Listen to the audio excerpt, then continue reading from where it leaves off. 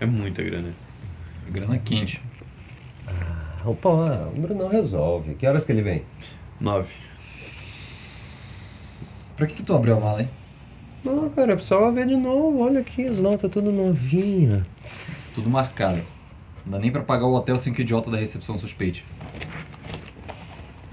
Ok, senhores, sejam todos muito bem-vindos ao nosso debate soberano. Mais um filme do Asilo sendo lançado, agora esperando o Magrão, dirigido pela minha pessoa. Estamos aqui com Calbi Monteiro, diretor do Uma Tarde na Cinemateca, que foi nosso último filme lançado. Manda um oi aí, Calbi. Olá, olá, olá. Estamos aí também com o Freno, Fernando Iola, diretor do Capel contra o Diabo. Manda aí o oi.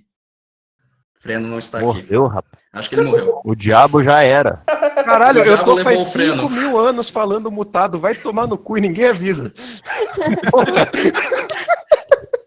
Senhoras e senhores, este é o Freno. É só essa merda aqui. E o nosso querido Matheus Kerniski. Tá, tudo bem? E o nosso famigerado casal 20 aqui, o Paluzão e a Paulinha. Olá, olá. E aí, pesado, eu sou o macho da relação. Há quem discorde. Com você é outra história, cara. Bom, cada um faz como bem entende, né? Bom, então, para essa exibição aqui, a gente resolveu dar o play no filme todo mundo junto e a gente vai comentar conforme o filme acontece e dividir as histórias de produção, algumas coisas do filme e comentários em geral enquanto o filme ocorre. E começa o filme com a nossa abertura tradicional do Asilo Febril e tá todo mundo vendo, né? Sim. Sim. Então, aqui o Chorão esperando e... Mais belos olhos despertando, né? Impressionante como vocês conseguiram fazer esse quarto parecer muito maior. Pois é, o quarto na vida real é bem pequeno, né? Mas, enfim, isso aí ajudou o fato da gente estar usando uma grande angular quase o filme todo, né? Eu gosto muito como cada forma como cada um dos personagens apresentados já diz muito sobre eles. Assim. Primeiro, essa posição do personagem do Chorão na horizontal, essa coisa intempestiva do Carlão entrando, o outro subindo com a coisa, só esse primeiro quadrilátero de personagem já é muito bom. Sobretudo pelo personagem também do Andrew, né? Que é o personagem que a gente vai descobrir mais ao longo do filme. Eu vim aqui só pra tietar o Andrew. É a minha missão. Mas cara, quem que você vai tietar nesse filme, se não é o irmão? Recentemente eu passei por um amigo nosso, um cara que já conhecia algum dos personagens, como o Brunão Redim. A primeira coisa que ele perguntou no começo foi do Andrew. Ele falou, quem que é o menino sentado ali? Tipo, bom esse cara, hein? Até pensei que ele podia estar falando do Léo, né? Porque por ser o único que não era ator enfim, desses principais. O Andrew claramente se destaca quando ele aparece. É como o Paulo falou, né? Ele tá fazendo ele mesmo, então fica um personagem perfeito. Tem isso na base, mas também tem uma coisa, enfim, de funcionar na frente da câmera junto com isso, né? Isso faz uma diferença grande. Eu gosto muito da interação de todos eles, assim, eu acho a interação deles um tanto quanto produtivamente desconjuntada, assim, porque as personalidades são muito diferentes, né? Eu ia perguntar como que foi com esses três de cara, assim, de ensaio, para chegar nessas conversas. Assim. Até porque eu percebo uma coisa, de chega em um naturalismo, é menos de uma busca naturalista per se, e muito mais de entender como cada um desses personagens fala, contraponto aos atores, né? E tenho certeza que um dos seus atores pode claramente mudar do roteiro essas coisas, né? Enfim, o filme suscita e tal. Eu já tenho, desde o começo, uma ideia muito clara de cena, principalmente depois que eu já conheço a locação, a ideia fica mais clara ainda.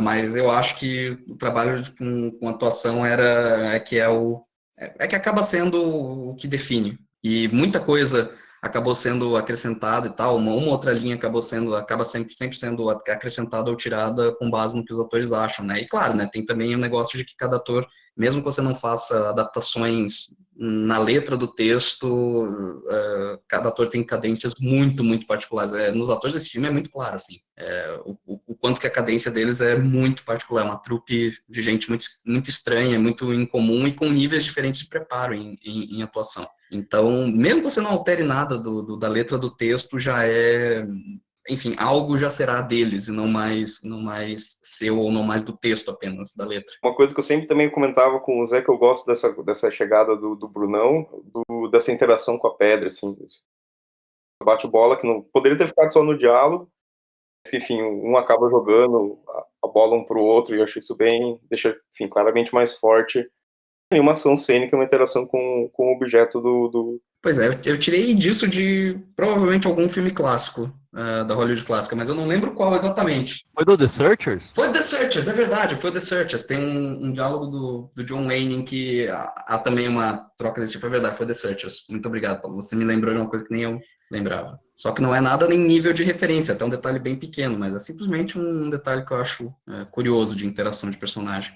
Cara, eu acho que de sustentar a cena é sempre o John Ford que dá uma iluminada, porque eu lembro no Prisioneiro a gente tava vendo Stagecoach, né, do nada, assim, passando no canal do Boi, e você achou como encenar a cena vendo a cena da cerca dele com a Dallas, né, a prostituta. Dallas. Foi, tipo, enfim, assim como essa ceninha, assim, tipo, um detalhe muito pequeno, mas ilumina pra caralho a hora que você tá achando uma linha de como trabalhar ator, encenar, decupar, enfim. Pois é, Zé, quanto a isso, uma coisa que eu fui gostando do filme nas revisões, acho que na primeira vez que eu vi, foi até contigo que eu vi, né, ali na casa de vocês, né, projetado no quarto do Pedrão, uma coisa que me incomodou naquela vez e que hoje eu acho bem interessante, assim, causa um atrito interessante, é essa relação justamente que está falando entre imagem e texto,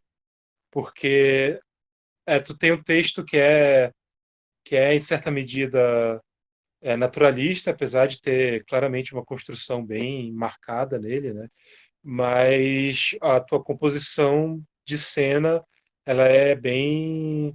Tipo, tu usou o termo expressionista, mas não sei se é bem isso, mas é expressionista, mas no sentido de ser bem definida, bem marcada, meio languiana ou langana, como diria o amigo. Enfim, tu citou o Ford e tal, que geralmente são filmes que têm uma outra pegada na relação com o texto, né? São filmes que têm uma outra pegada na, na relação, tipo, o texto está muito mais de acordo com o expressionismo da cena. E aí queria que tu falasse um pouco de como tu pensou. Eu imagino que tenha havido o primeiro texto e depois a mise-en-scène, né?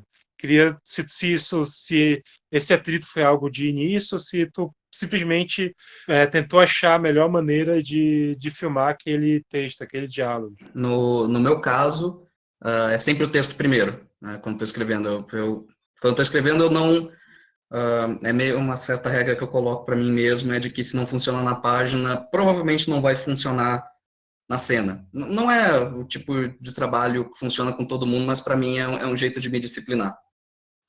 Então, o primeiro é fazer com que funcione na página, para depois eu penso na cena. Inclusive, nesse caso, boa parte a encenação só foi pensada, a decupagem só comecei a pensar na decupagem de forma um pouco mais séria quando eu vi o quarto, quando eu vi a locação, né? Aí eu consegui saber onde que ia ser o que e tal. Enfim, claro que quando a gente escreve, a gente sempre tem algumas ideias gerais, mas eu sempre tento manter as ideias gerais de encenação no nível de ideias gerais. Isso, aquilo, talvez aqui e ali tenha alguma ideia vaga, mas é sempre uma ideia vaga. Geralmente o que em termos de como filmar e como ensinar e como decupar é quando eu entro na locação. Às vezes muda radicalmente em relação à concepção. Em alguns casos, até o significado da cena tem alguma mudança considerável por causa principalmente da locação e do que os atores fazem, né? Bastante coisa, bastante improviso dos atores, às vezes, ajuda muito a iluminar o que a cena deveria ser. Então, acho que é isso. E quanto a, você falou, diálogo naturalista, eu já tive esse conversa com a Paulinha e tal. Eu, particularmente, não tento ser naturalista em momento nenhum, nem no diálogo. Talvez soe um pouco natural, mas minha concepção em geral de direção na verdade, simplesmente não é ser antinaturalista ou coisa do tipo, é simplesmente evitar isso como uma questão, né? Isso não é uma questão que eu me coloco, ser ou não naturalista, só é mais se o diálogo tá bom, se soa bem e se a cena tem a cadência certa para esse tipo de texto e esse tipo de ação. E nisso que a gente tava falando, assim, tem uma coisa de pensar na posição, mas não pensar só em posição, né? Pensar nas diversas posições que uma cena pode ter, porque acho que a gente, nos filmes que a gente vê, até encontra essa coisa de uma pessoa boa enquadrando, etc., mas acho que só isso não é o começo, né? E não necessariamente é o lado final, assim. E o filme tem muita coisa muito boa de enfim, o personagem indo para um canto pro outro, assim. Acho que nesse desenho de cena, enfim, se pudesse falar mais um pouco sobre isso, é uma coisa que me interessa muito no filme. Vixe, isso aí é... Cara, essa é a parte que eu acho mais difícil de explicar, porque eu acho que é... Não sei, né? Uma coisa que eu conversei com a Paulinha outro dia, a impressão que eu tenho é que qualquer decisão que você faz ao longo do filme, principalmente o que eu gosto de chamar das escolhas fortes, as escolhas que você vê num filme, e essas são escolhas do filme, de escolhas que o diretor fez e não escolhas que foram feitas por ele, no sentido de no lugar dele, né? De alguém que tenha escolhido, ou que ele que esteja seguindo uma moda, coisa assim. Essas escolhas fortes são as mais difíceis de explicar, e a imagem que eu tenho para mim é de que é meio como fazer uma aposta, assim. Você escolhe, faz as suas escolhas, apostando que elas vão dar certo no todo do filme. E às vezes elas dão, outras vezes não. No Magrão, eu acho que a maioria acabou dando certo e o resultado é um filme consistente, creio eu. Então, enfim, eu sempre penso em cada enquadramento como sendo uma aposta bem grande, sabe? Tanto que o Palu sabe muito bem disso, raramente eu tenho um plano B de ação. Ou melhor, às vezes a gente tem que improvisar um plano, que seria um plano B que vira um plano A, porque o contexto da cena não permite, né? Tem algum problema, alguma coisa acontece, a gente tem que improvisar. Mas uma vez eu tomada a escolha, eu raramente filmo, pelo menos não filmei no Magrão, né? E também foi no Prisioneiro assim, né?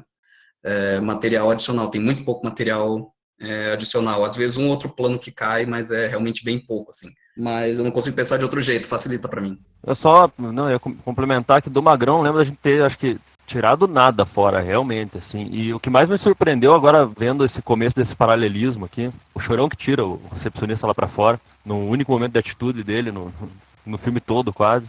E como se encaixa perfeitamente o tempo de cena, precisa desse paralelismo ocorrer, realmente, não é uma coisa que, assim, a hora que eu pego o material, era só realmente, nesse momento, eu montava uma cena, encaixava na outra e estava o tempo certo, assim, é uma coisa que o ponto de corte já está no olhar do ator, tem a pausa perfeita para começar outra cena, enfim, a coisa de estudar muito bem o texto e o material antes, e como, enfim, o Zé, ele morou nesse quarto por um mês, mais ou menos, né? Se eu não me engano, eu conheci esse quarto muito bem. Esse quarto é o hotel da minha família, assim. Então, o Zé acabou, um período estava morando com a gente, ficou justamente no quarto que ele sabia que queria filmar, e ficou com o roteiro lá, contando os passos, vendo mais ou menos né, onde o pessoal se posiciona, qual é o tempo dessa andada, onde você poderia reconfigurar esses posicionamentos, né, onde poderia gerar esse conflito. E esse cálculo anterior, esse estudo anterior, está todo já no material. Então, assim, eu que já editei outras coisas e acabei de sair de uma montagem que foi meio que um pesadelo, ver material onde você sabe exatamente onde cortar as coisas, eu não precisei ter... O Zé não veio aqui em casa, acho que nenhum dia, discutir o material. Assim, eu editava exatamente onde ele queria e raramente ocorreu da gente revisar alguma coisa depois, porque eu mostrava o material meio que 2 cenas montadas, a gente viu o que saiu. E, assim, tava no material já, não tinha nem escolhas a fazer às vezes, era simplesmente assim, se decisões erradas foram tomadas, nós tomamos filmando o negócio, e não depois realmente é um filme inteiro de decisões fortes, isso é uma coisa que me orgulha muito nele. E foi um set tão tranquilo justamente por esse estudo, essa concentração, a gente tá praticamente filmando com amigos em casa, né, nem todos eram amigos, mas acabaram virando no fim das contas, porque foi um set muito bom. Deu uma tranquilidade a gente poder pensar enquanto filmava. A gente tinha o tempo exatamente que a gente precisava. Nunca foi corrido e nunca foi relaxado. Era só aquilo que a gente precisava e o improviso saía muito bem porque estava tudo preparado. A gente podia passar o dia inteiro estudando a cena, chegava sempre de noite, a gente fazia um set de 4 horas no máximo e tudo rolava bem, assim. Foi, enfim, o melhor set da minha vida. Tem um dado aí que, enfim, eu ia jogar mais pra quando acabasse, mas também foi filmado esparçadamente, né, de forma intermitente, né? Sim. Sabe, isso é incrível, assim, montando cena, entendendo as coisas que funcionavam, e isso acho que diz muito sobre aquilo que você falou do material editando o filme total. Só sobre o cronograma do filme, esse filme ele foi feito com... em parte, né, na verdade o roteiro já existia antes, mas ele em parte foi feito para uma cadeira de faculdade de cinema, né, foi meio que mais um pretexto para fazer. E uma coisa engraçada foi que chegou na aula, na aula tinha que formar os grupos de quem ia fazer quais filmes e tal, daí os grupos em média tinham 6, 7 pessoas de equipe. Aí que iam ser a equipe técnica de cada filme, né?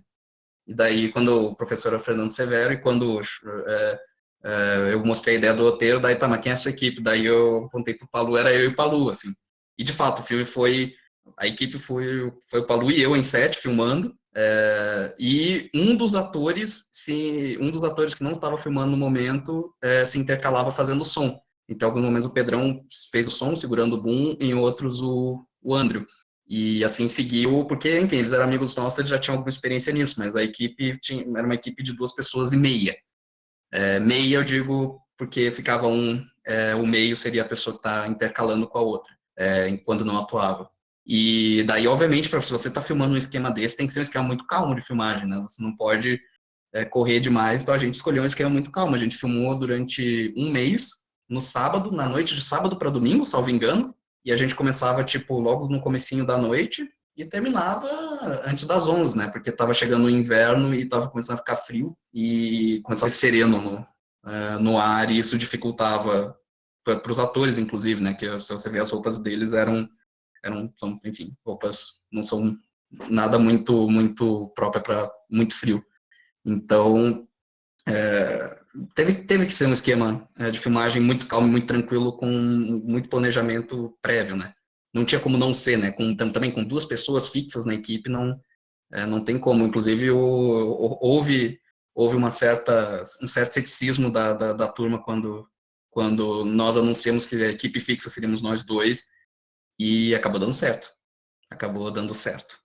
Isso é maravilhoso, porque eu tava conversando com o Paulo esses dias mesmo, assim, de que eu também, a experiência que eu mais tenho carinho e me orgulho também foi nesse mesmo esquema de 2 pessoas, assim. Acho que isso também diz muito sobre a nossa posição, né, hoje. Exatamente.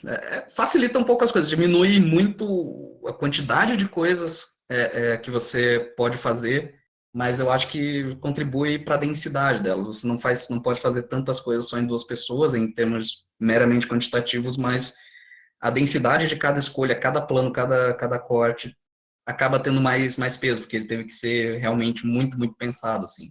O que eu gosto de ver em qualquer filme, na verdade, em qualquer obra, de novo, é ver que a escolha sendo feita e alguém pensou nessas escolhas, e não um produto aleatório, ou simplesmente um produto da moda.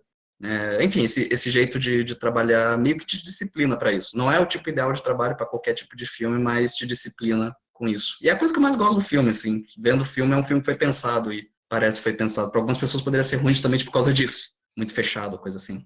É um filme que ele só funciona pelo jeito que a gente escolheu trabalhar ele. Na verdade, você escolheu fazer esse filme meio que porque era o jeito da gente trabalhar direito também. Era usar tudo aquilo que tinha na mão, né? Tipo, 2 dos caras que estão aí eram parceiros, eram, né, nossos coprodutores no Asilo. O Pedrão que saiu, o Chorão que também, de certa forma, saiu, tá muito longe de Curitiba agora, mas segue sendo, enfim, colaborador à distância. E aí meu irmão, que trabalha no hotel, é recepcionista do hotel, o hotel que é onde você acabou morando nessa época. Na verdade, um pouco antes de filmar o Magrão, mas enfim. E os 2 atores que a gente teve uma conexão imediata muito boa, né, também. Então é uma coisa de produção que permitiu a gente estudar esse material, e o que a gente ia fazer ao máximo. A gente sabia exatamente o que ia rodar o tempo inteiro, assim. E eu estava saindo numa produção que estava dando muito problema, e na verdade, esse filme foi rodado entre 2 diárias, que você vê como estava com problema, que a gente demorou uns 2 meses para fazer uma diária. Entre 2 diárias desse outro filme, acabamos rodando isso, e, assim, foi uma coisa de clarear a cabeça mesmo. E no fim das contas até ajudou muito a realizar, a finalizar outro filme depois. Enfim, a gente não deu, assim, um passo sem saber onde a gente estava pisando, né? Você já trabalhou um roteiro todo em favor desse modelo de produção que a gente viu depois o que deu os filmes do pessoal com 7 pessoas na equipe, mais 4, 5 atores, e ainda assim eu acho bastante concentrado. Com certeza, num nível profissional, é muito concentrado isso. Mas a gente viu o resultado deles e todo mundo descontente, todo mundo lutando, e a gente escolheu a filmagem mais longa, foi o filme mais longo de duração, 40 minutos, pro tanto a gente não tinha dinheiro igual ninguém, a gente não teve mais tempo que ninguém. E é um filme de 40 minutos com um roteiro gigante e acabou dando tudo certo. A gente foi o primeiro a entregar. Quando outros nem tinham filmado ainda, a gente já entregou a montagem, só faltava fazer o som, que eu entreguei no último momento. E enfim, aquela coisa de... Eu sinto que nesse filme a gente encontrou um casamento perfeito de um modelo com um projeto, com uma ideia.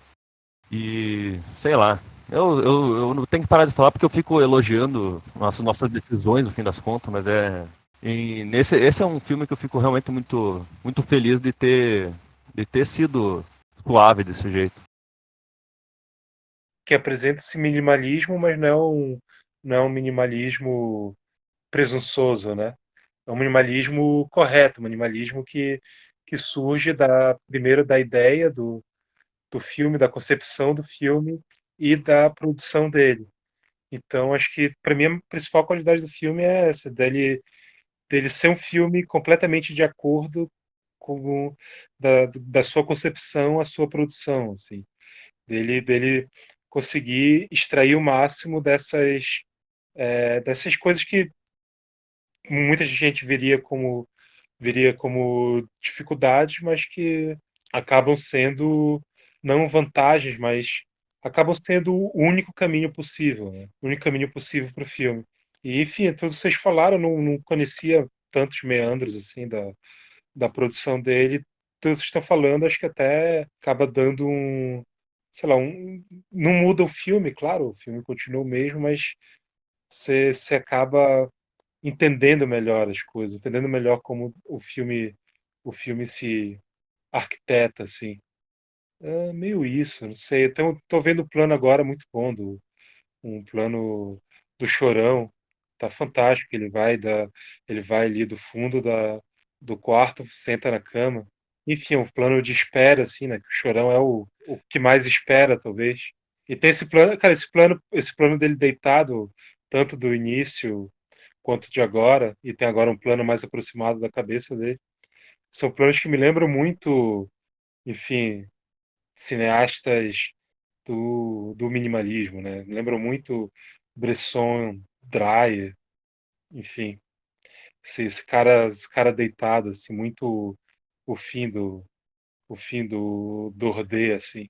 Só que em vez do milagre, em vez de Deus, ele vai encontrar o diabo, que acabou de aparecer. E esse ele acordando e o plano do Magrão apontando a arma para ele é incrível, mesmo. Então, falando em minimalismo, tem um dos grandes diretores, para mim, de gênero, que você pode dizer que tem algo você pode chamar de minimalismo. Minimalismo já tem uma palavra suspeita, mas e que inclusive é influência direta desse plano agora, que é o Paulo Matos de Costa falando com o Chorão, né? Que é o Mike Hodges, né? Esse plano, aliás, é chupado de um filme do Hodges, né? O último filme que o Hodges teve a oportunidade de dirigir antes de os deuses do cinema britânico acabarem com a carreira dele, que é o I'll Sleep When I'm Dead, que também tem um contexto muito, muito parecido, assim.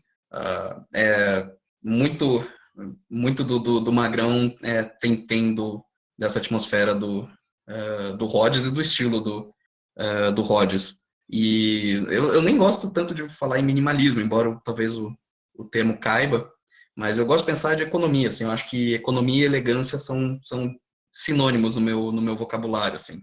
Enfim, tentar pensar entre dois pontos qual é o mais curto, né? Para que fazer 4 planos se você pode fazer 3? Para que fazer 3 se você pode fazer 2? Para que fazer 2 se você pode fazer 1?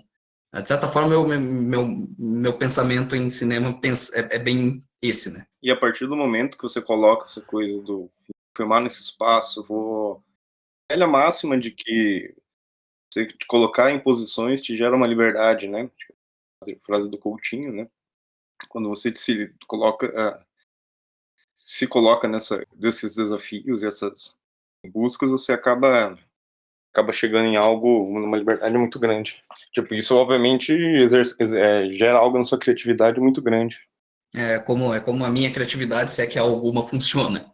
Na verdade, eu acho que é o jeito que ela funciona melhor. O grande momento de quebra do filme é o único na lente zoom, né? Sim, esse monólogo do Paulo Matos, de novo, é o que eu falei, para que não há reação do Chorão enquanto o Paulo Matos fala, né? Inteiro ele falando, e depois para introduzir uma certa variedade, também uma certa condensação no Paulo Matos, tem o zoom a partir da metade, né? E isso tentei articular o melhor possível com a fala do Matos, né? A gente ensaiou bastante esse monólogo, é o grande momento dele, talvez o grande momento do filme, para mim, pelo menos, e não tem reação do Chorão nenhuma, assim. E eu acho que o plano aguenta muito bem, assim, com o Paulo Matos. E não tinha reação do Chorão, inclusive, no material bruto. Isso aí, de novo, é algo até tanto imbecil de se fazer, que é você gravar menos cobertura, né? Geralmente na faculdade de cinema te ensinam a gravar a cobertura, né? E, enfim, não houve essa cobertura aqui. Ou ia dar certo, ou ia dar certo, que eu acho que deu, ou iria fracassar terrivelmente. Ou dava certo ou você não tinha filme, porque é o clímax do negócio, simplesmente. Exatamente. E foi um planinho chato de conseguir também. Pra mim dá muito certo, porque é quase como se a gente estivesse no lugar do personagem do Chorão ouvindo aquilo também, né? Então a gente não precisa nem ver a reação dele, a gente já entende como ele tá se sentindo, porque a gente também tá meio surpreso naquele momento. Eu acho que parte do que eu tentei fazer, pelo menos, enfim, a aposta aqui é de que o monólogo dele é interessante bastante para sustentar sozinho, né? De que o espectador vai ter a curiosidade de querer ouvir aquilo, e ouvir inteiramente. E claro, o próprio Paulo Matos, que é incrível, né? Eu gosto demais de trabalhar com ele. Pra mim, essa é a melhor fala do filme. Eu concordo, Fran. Essa que rolou agora. Puta que pariu. Enfim, tem um efeito, de novo, né? Aí, enfim, corta pra reação do Chorão e depois corta de novo o Paulo Matos, daí com o close de grande angular, né? O famigerado close de grande angular que que na faculdade de cinema todo mundo ensina você a evitar, mas que eu acho particularmente foda de fazer. Adoro close com grande angular. Aliás, eu acho que uma estranheza até a mais nesse close, porque, cara, o que a gente viu esse filme inteiro, praticamente a gente só se aproxima de uma pessoa pelos olhos do Chorão, né? Que pra mim era a maior guia, direção que você me deu sempre fotografando foi ilumine bem os olhos, né? Mas nesse filme tinha uma pessoa que a gente realmente iluminava os olhos, até porque tem um puta de um olho gigante, assim, muito expressivo, que é o Chorão. E parece que ele é sempre essa nossa resposta humana a esse mundo de cínicos, né? De repente a outra pessoa que a gente tem acesso aos olhos e essa compressão do espaço que a gente vê o quarto inteiro, né? Essa distorção desse teto bizarro, esse espaço vazio. A gente chega no olho do Paulo Matos e é aquele olho de um cara, né, dizendo que você vai morrer, assim. Esse único acesso à humanidade, tirando a inocência do Chorão, é isso. E pra mim é muito forte quando a gente chega realmente no olho dele. E a gente não vê mais nada ao redor, que a gente passou o filme todo nessa quase distância, nessa, né, um pouco de olhar demais essas interações de grupos cínicas, assim, e, enfim, pessoas tentando passar a perna uma na outra o tempo inteiro. E assim, a gente vê o Chorão olhando pro final, sabendo que vai dar merda, pra mim, por isso que é um grande plano aquele do Chorão vindo do fundo, a gente tem um acesso pra ele, né, esperando os caras sair, tentando perceber o que eu posso fazer agora, daí ele vai lá e decide deitar e acorda com o diabo na cara. Isso pra mim é... Por isso que esse momento é tão forte, assim, tem uma coisa dessa contenção, a hora que a gente chega nesse rosto que você sempre escondeu do Paulo Matos, inclusive demora quase 1 minuto pra gente poder ver o rosto dele depois que ele entra em cena. Enfim, chegamos no final do nosso pilantra maior, hein? Isso aí de esconder o rosto do Paulo Matos, isso aí é uma pira que eu tenho, assim, mas enfim, é uma coisa que eu tirei, por exemplo, enfim, que um cara que eu acho foda fazendo isso é o Joseph H. Lewis, né, que ele fez um filme Terror na Texas Town, cuja introdução do vilão é ele de costas com a câmera baixa, a altura da cintura para você ver a arma, né, um faroeste, enquanto que ele fala pro personagem do Sterling Hayden. E há alguns outros momentos que o Lewis usa em outros momentos da filmografia dele, que ele usa esse recurso. Eu acho uma coisa tão incrível, assim, enfim, evitar o rosto em dados momentos, ou então para você ter a revelação. É uma coisa simples e até um tanto quanto banal, ou até estúpida e óbvia. Mas, enfim, é um efeito que eu procuro. E, cara, esse negócio dos olhos, eu acho o mais essencial, assim, se a cena pode estar num breu absurdo, se você vê o brilho na pupila do personagem, a cena terá vida. Isso é uma coisa que eu faço questão absolutamente, sim. Nós temos até uma coisa que a princípio eu achei que eu tava me batendo, porque eu tava errando. Depois a gente, sei lá, eu falei, uma hora eu vou ter que assumir que alguma pessoa vai estar mais em sombras, porque a gente simplesmente não tinha como fazer sombras ali sem esconder alguém em algum momento, né? E meio que caiu pro Pedrão isso, é justamente o cara meio... O Pedrão é o cara que a gente não pode realmente confiar, né? Tá jogando pra todos os lados, parece. Eu gosto que realmente o cara que a gente não acessa o rosto, normalmente é o Pedrão. O Carlos, no caso. Uhum. E uma coisa que eu já falei pro Zé desde a primeira vez que eu vi o filme inteiro, que eu acho esse arco, assim, dos centavos do Bitcoin até aquele maço de dinheiro, eu acho fantástico, assim. Enfim, tem tudo a ver com o filme e vem da forma que a gente menos esperava, assim, sabe? roda, enfim, essa roda que tem tudo a ver com o monólogo, aí que tá, tem um diferencial grande nesse filme do Zé, que, enfim, intenção e forma dialogam, né, tipo, tudo que é falado é pensado também quando filmado, e realmente tem uma coisa que, enfim, em X momento eu me dei conta que, não lembro quem falou, acho que foi até o Luiz Miguel Oliveira falando sobre como o Lurceles analisava um filme, assim, ele falava, não é uma crítica, entende, o cara encontra um espírito, uma visão interna que o filme exprime. Tem uma coisa que claramente o Esperando o Magrão tem, é uma visão interna, uma visão de mundo, né, que vai além dos quadros, das movimentações, que faz parte do tudo junto a isso. Não é a visão de mundo mais bonita possível, mas é uma visão de mundo, eu espero. Não, total. Visão do mundo e desses personagens. Exatamente. É o tipo de visão de mundo que eu imagino, enfim, que, na verdade é uma tentativa de transpor uma visão de mundo que já é conhecida do tipo de gênero ao qual eu tento fazer o Magrão pertencer, né? Enfim. E não sei se essa visão de mundo pode ser bem expressa em palavras, na verdade. Não sei como dizê-la. No dos outros é refresco. Basicamente, no filme não era isso. Ok, isso é bom, isso é bom. Ô Zé, eu queria perguntar se essa última frase você tirou de a frase que eu falei que eu gosto muito ali, né? Ou se é justo saber por que você vive, é justo saber por que você morre. Eu queria saber de onde veio essa frase. Veio da minha cabeça, eu não roubei de lugar nenhum. É uma das. Cara, tem algumas coisas que a gente rouba, né? Uhum. O título e o tema em geral do Esperando o Magrão foi roubado, inclusive foi pervertido daquilo do Esperando o Godot, né? Enfim, é uma perversão quase fazer um noir com uma premissa similar. Mas essa frase, eu não lembro de tê-la ouvido em nenhum lugar. Eu acho que ela saiu no monólogo, né? Aham. Ué, é do caralho. Que bom, fico feliz. Aliás, cara, tem uma coisa, mas deixa eu falar da minha motivação. Tem uma motivação de fundo do porquê que eu coloquei essa frase, que diz respeito a uma coisa que me pegou, assim, quando eu fiz essa cena, que é o seguinte: por que que o assassino sentaria para falar com a sua vítima antes de matá-lo? Ok, isso aí seria um erro básico de verossimilhança, porque eles não teriam motivo para isso, né? Aquela coisa, né? Tipo, é o monólogo do vilão.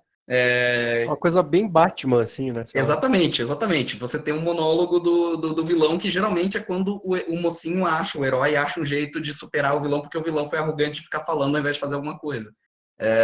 E minha saída para isso, por que essa frase está lá? De certa forma, porque eu acho que quando você encontra um problema desse tipo, e como expressão emocional, ou aquilo que você quer causar com a cena está acima de qualquer verossimilhança, e não o contrário, a melhor saída que eu achei para esse tipo de situação é simplesmente você admitir.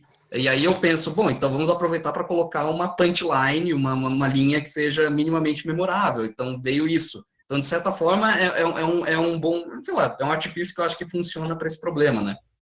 Você resolve um problema que seria por que falaria isso, você realiza o propósito dramático e, com sorte, você sai por cima, né? Enfim, boa parte de escrever e dirigir, eu acho que é resolver problemas desse tipo.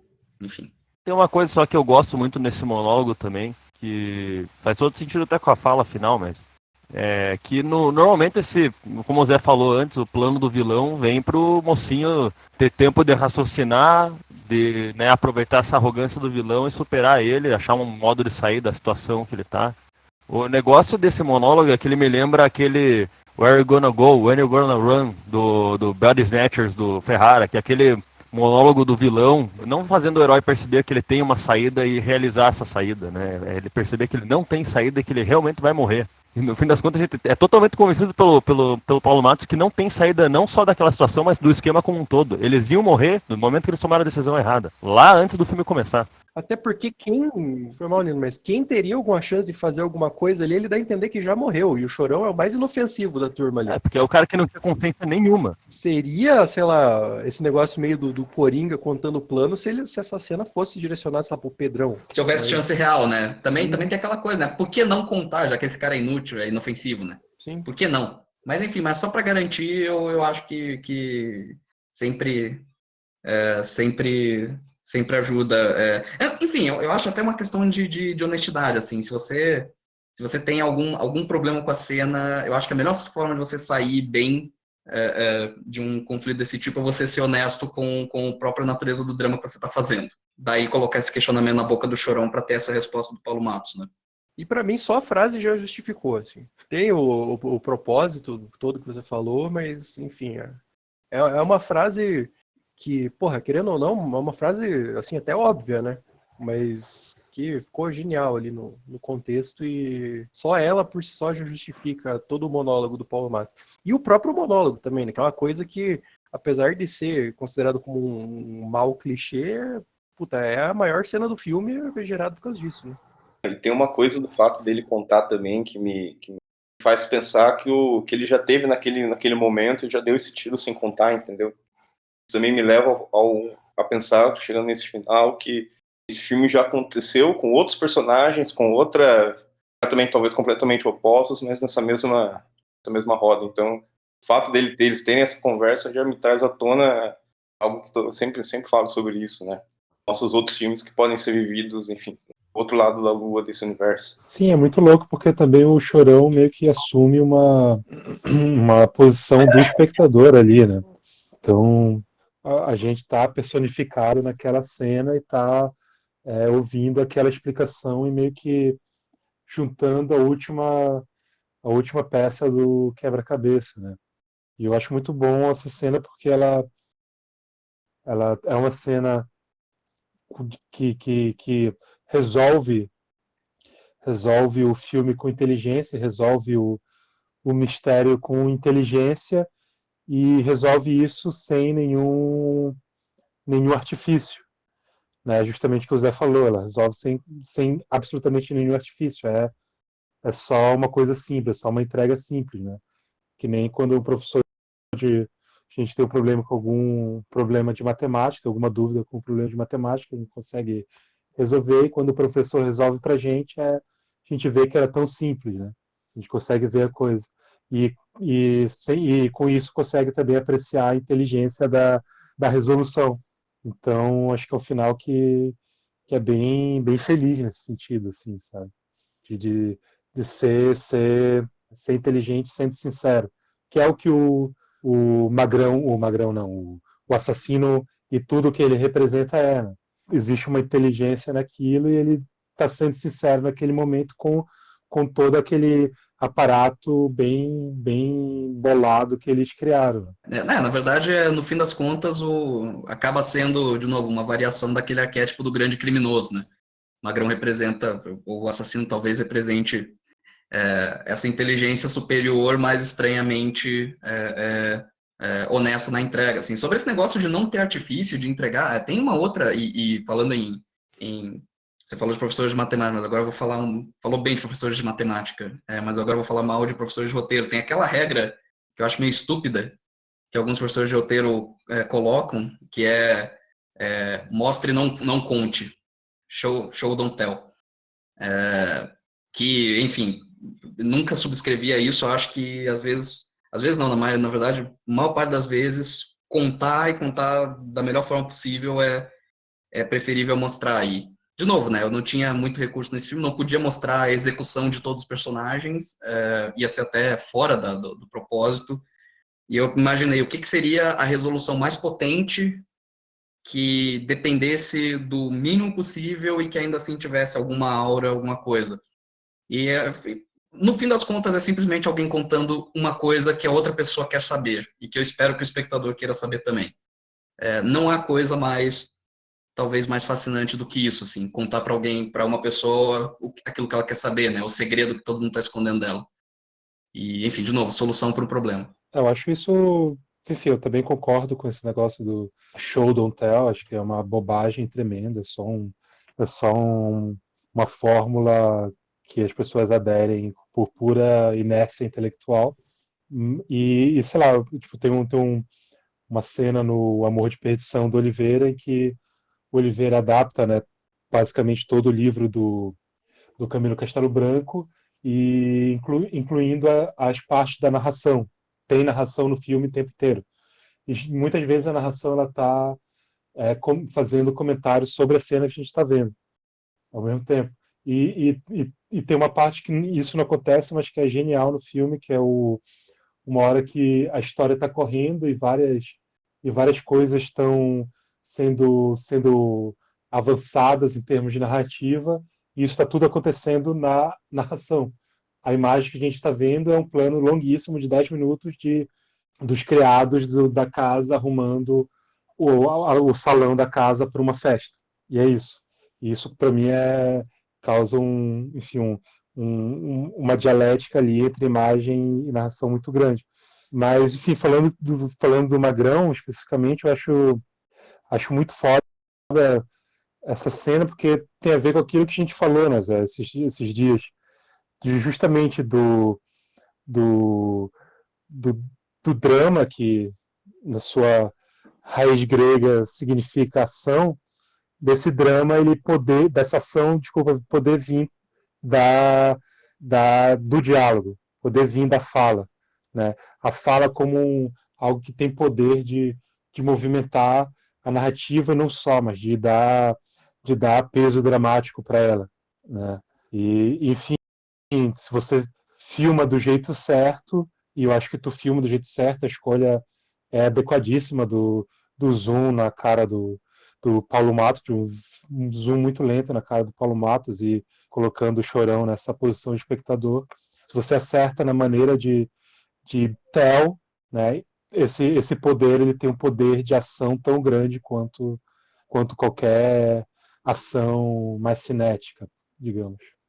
Eu estou, enfim, de acordo, a gente já teve essa conversa antes, enfim, que o problema do show don't tell é que ele não considera que contar, que essa máxima não considera que contar é uma ação também, e deve ser tratada como tal, né? Diálogo, obviamente, é ação, isso parece uma coisa muito óbvia de falar, mas geralmente diálogo em certos meios virou sinônimo de exposição. Coisa que não é, enfim, não são sinônimos de maneira alguma.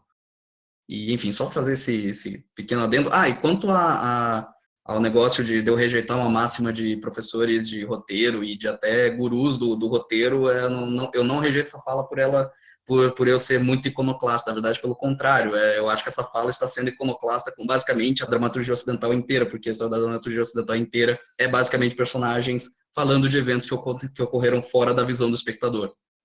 Grande parte dela é isso, então, na verdade, não há nada de iconoclasta em afirmar que contar é uma forma de ação e muitas vezes é até superior, se feita adequadamente, a mostrar diretamente. Nessas últimas conversas que a gente teve sobre filmes nossos, obviamente, pela nossa formação, a gente fala muito de cinefilia. Queria dizer que o seu filme, consigo ver seu filme, a gente olha os nomes e as coisas que a gente discutiu hoje, consigo ver seu nome, o seu filme com isso tudo, assim, preterido, assim, deixado de lado. Ainda assim, saiu para mim, obviamente, uma experiência, como fazem os bons filmes quando influenciados, né? O filme prescinde da sua referência, assim, e isso é o elogio e o passo que todos nós temos que dar, assim. O elogio que eu faço a você. Muito obrigado por mostrar um filme assim pra gente. Eu que agradeço de vocês estarem perdendo tempo com o meu filme, ou aproveitando o tempo com o meu filme, né? Eu que vocês e quem quer mais que esteja ouvindo isso aqui, espero.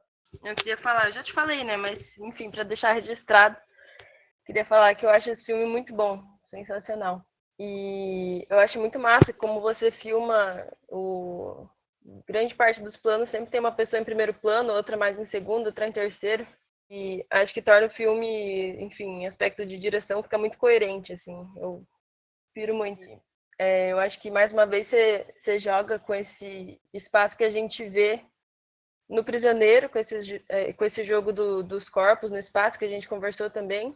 Enfim, essa dança do entra e sai, que a gente, enfim, vê que claramente é uma das suas piras como diretor, né, Zé? Uhum, sim, muito. E, enfim, a gente vê muito isso no Magrão. Eu acho que você, no Prisioneiro, investe ainda mais nisso, mas a gente já vê isso aqui no Magrão pra caralho, assim. Eu gosto muito do roteiro também desse filme. Acho que tudo se encadeia de uma maneira muito certa, assim, uma coisa vai puxando a outra. E tem momentos lindos, como o cigarro lá fora do Pedrão é o Léo que ele chama? Léo, isso. Enfim, que eles identificam o Magrão como suspeito porque ele pede o isqueiro, sendo que ele já tem. Enfim, algo assim, mas são umas sacadas que eu acho que realmente esses momentos que você adiciona nos roteiros, assim, eles fazem uma faísca, assim, enfim. São momentos que eu gosto muito. Enfim, acho que tudo funciona muito bem. Tanto o espaço do hotel lá do Palu, do quarto ali de cima, essa luz meio baixa, né, que vocês escolheram, foram os dois abajures, enfim, as atuações, tudo que a gente falou, as sombras, que deixam essa coisa meio expressionista que falaram, mas, Enfim, só queria deixar registrado que eu acho esse filme muito bom. E é isso. Eu agradeço enormemente. Muito obrigado. Alguém mais tem um último comentário? Eu só quero fazer um último comentário depois de todo mundo, registrando um detalhe de produção que eu acho curioso. Eu só um comentário final aí. O Magrão, eu tive pessoalmente uma relação curiosa com o filme, assim, porque o filme foi rodado basicamente simultaneamente com o meu, né? Com o Capial, amigo do Christopher, pra quem estiver ouvindo aí não sabe. E, sei lá, a primeira vez que eu vi o filme, eu não entrei tanto nele, assim, eu acho que foi talvez um pouco por eu estar muito... Eu me envolvi relativamente pouco, na real, bem pouco na produção do Magrão. Eu dei uns toques pro Zé, assim, mais no roteiro mesmo, né? Que eu lembro do Zé me mandar várias versões e eu dar alguns toques, assim, mas na pré e na produção eu não participei, devo ter ajudado em uma coisa ou outra. E na primeira vez que eu vi o filme, assim, acho que eu tava muito absorto ali no Capial, eu tava num frenesi, assim, e correndo atrás das outras coisas. E eu acabei não entrando tanto no filme. E depois, foi um filme que acabou, enfim, pra mim, crescendo a cada revisão. Assim, hoje em dia é um filme que eu gosto muito.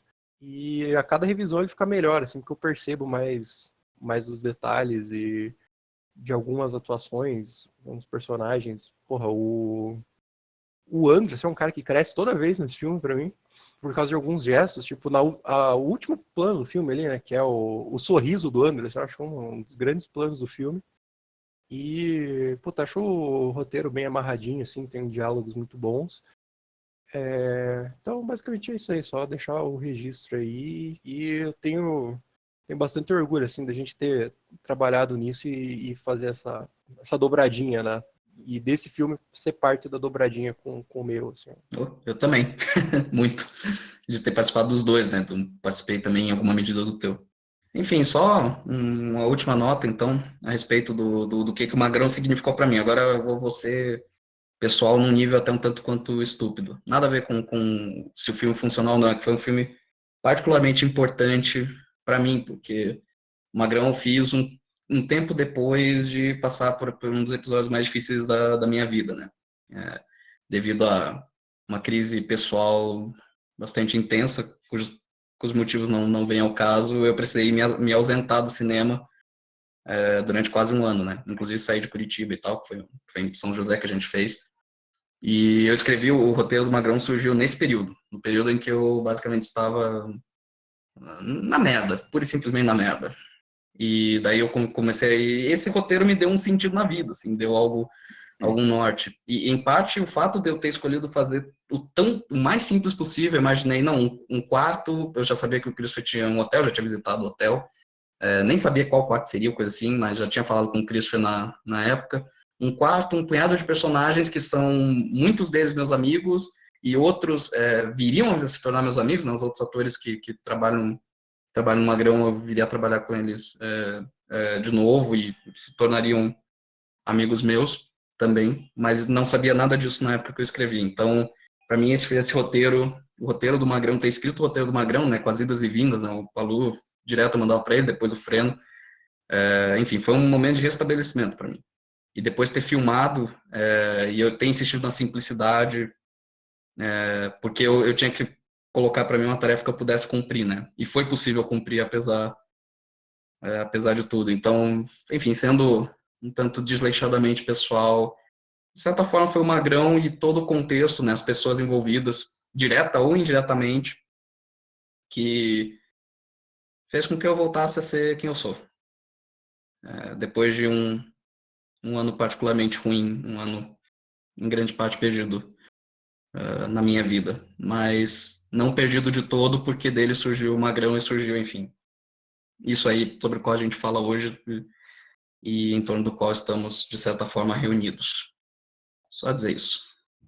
Vamos encerrar por hoje, então. Muito obrigado a todos, pessoal. Foi maravilhoso, espero que as pessoas gostem do filme, quando sair. Tá disponível no YouTube aí para todo mundo. Para quem não viu o filme antes, vamos deixar o link aí embaixo. É isso aí. Então, esse aí o nosso debate do dia. E nos despedimos aí. Muito obrigado, pessoal.